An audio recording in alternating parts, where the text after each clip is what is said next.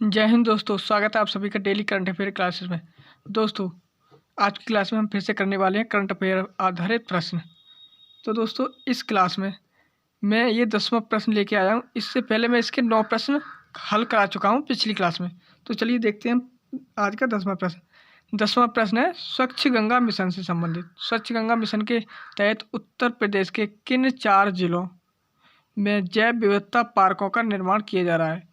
तो उत्तर प्रदेश किन जिलों में किया जा रहा है निर्माण इसका निर्माण किया जा रहा है मोहनपुर, मिर्ज़ापुर, रामघाट, बुलंदशहर, आलमगीर, हापुड़ और उजानी, बदायूं। तो इसमें स्वच्छ गंगा मिशन के तहत विविध जैव विविधता पार्कों का निर्माण किया जा रहा है।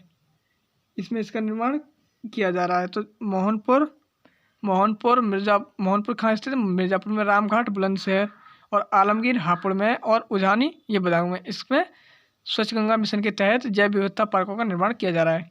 अगले प्रश्न पर चलते हैं। अगला प्रश्न है हाल ही में महाकाल लोक कॉरिडोर परियोजना के प्रथम चरण का उद्घाटन किया गया। यह परियोजना किस मंदिर से संबंधित है? तो यह परियोजना किस मंदिर से संबंधित है?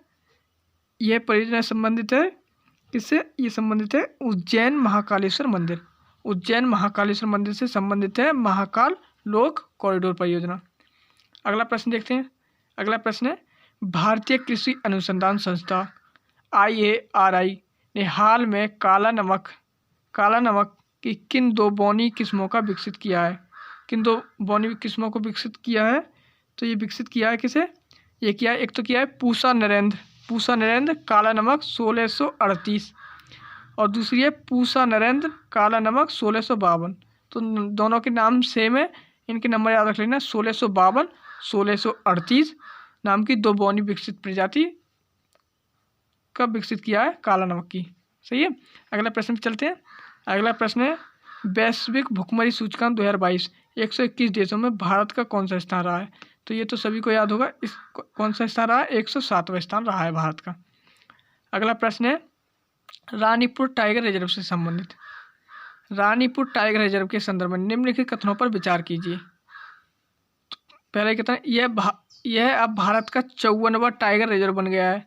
तो इसमें हमारा पहला ही कथन रॉन्ग हो जाएगा। यह भारत का 54वां नहीं है, कितना है? 53वां टाइगर रिजर्व बन गया है। अगला है यह उत्तर प्रदेश के बुंदेलखंड क्षेत्र के चित्रकूट जिले में स्थित है। तो यह कथन बिल्कुल सही है। यह उत्तर प्रदेश के बुंदेलखंड क्षेत्र के चित्रकूट जिले में स्थित है। अगला है हमारा दुधवा, अमानगढ़, पीलीभीत और उन्नाव के बाद प्रदेश का 5वां टाइगर रिजर्व बन गया है। तो ये भी गलत हो जाएगा। ये प्रदेश का 5वां नहीं, कौन सा है? 5वां नहीं, चौथे नंबर का है टाइगर रिजर्व। कौन से नंबर का है? चौथे नंबर का टाइगर रिजर्व है। अगले प्रश्न पे चलते हैं। पहले इसका देख लेते हैं। इसमें पूछा हमसे सत्य कथन पूछे हुए हैं। सत्य कथन पूछा है तो केवल 2 कथन सत्य। इसमें हमारा केवल 2 कथन सत्य, तो ऑप्शन ए राइट हो जाएगा। केवल 2 कथन सत्य है, केवल 2 कथन। अगला प्रश्न है हाल ही में नृत्य को यूनेस्को की अमूर्त सांस्कृतिक विरासत सूची में शामिल किया गया है। कौन? अमूर्त सांस्कृतिक विरासत सूची में शामिल किया गया है, नामांकन किया गया है। तो वो कौन सा है? तो वो गरबा नृत्य गुजरात का है।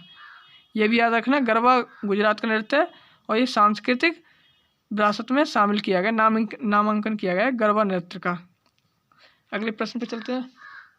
अगला प्रश्न है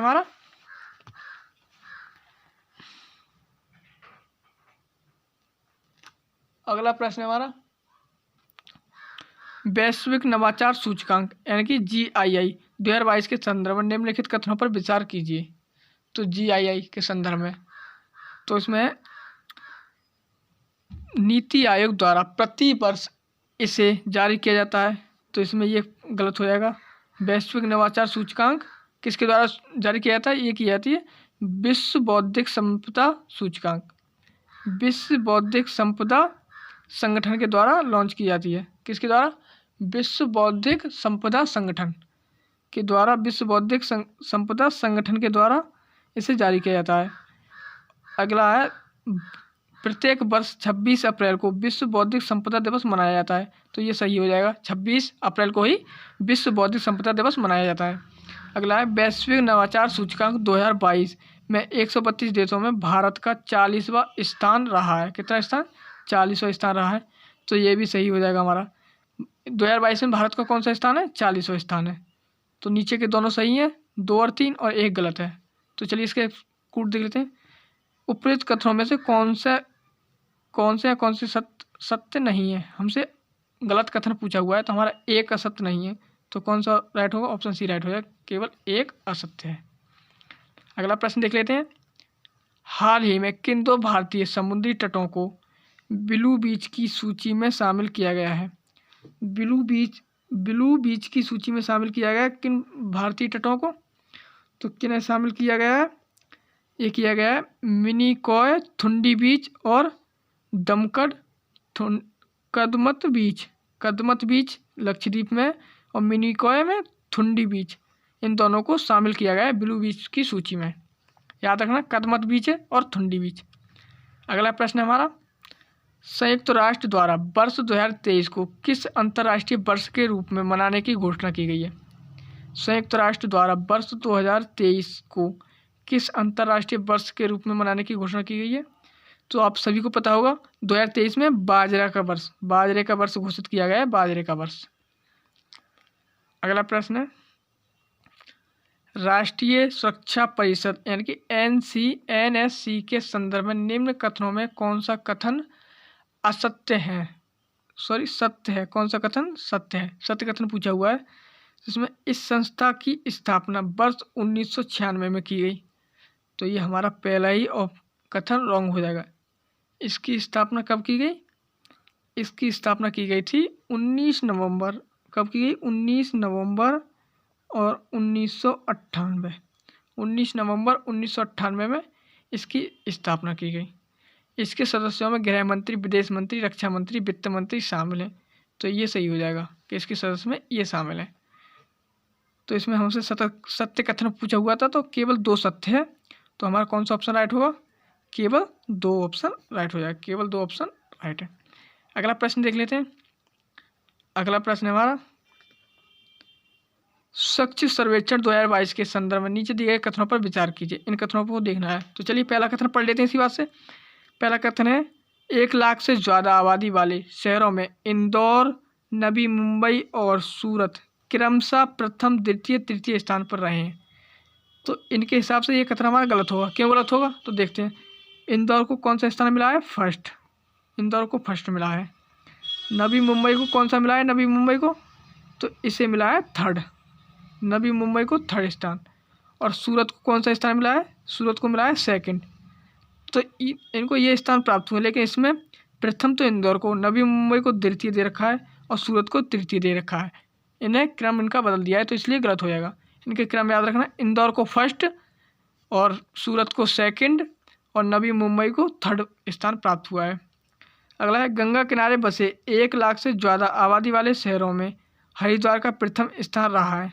ये एकदम सही है, हरिद्वार का ही प्रथम स्थान रहा है गंगा किनारे बसे शहर 1 लाख से ज़्यादा आबादी वाले शहरों में। अगला है, 1 लाख से कम आबादी वाले शहरों में शीर्ष 5 स्वच्छ शहरों में पंचगनी महाराष्ट्र द्वितीय स्थान पर रहा है। तो ये भी हमारा गलत हो जाएगा। ये तृतीय स्थान पर नहीं रहा, ये रहा है फर्स्ट स्थान पे। पंचगनी फर्स्ट स्थान पर आया है महाराष्ट्र में। ये ऐसे इनका क्रम याद रखना। उपयुक्त कथनों में से कौन से कथन सत्य हैं? सत्य कथन पूछा हुआ है तो कौन से सत्य है? केवल 2 सही है। कौन सा? केवल 2 सही है। तो ऑप्शन सी राइट हो जाएगा, केवल 2 सही है। दोस्तों ये क्लास यहीं तक है। अगली क्लास में मिलते हैं ऐसे ही प्रश्नों के साथ। अगले मंथ की सब मैगजीन आ जाएगी दृष्टि IAS की, उसके साथ। तब तक के लिए जय हिंद।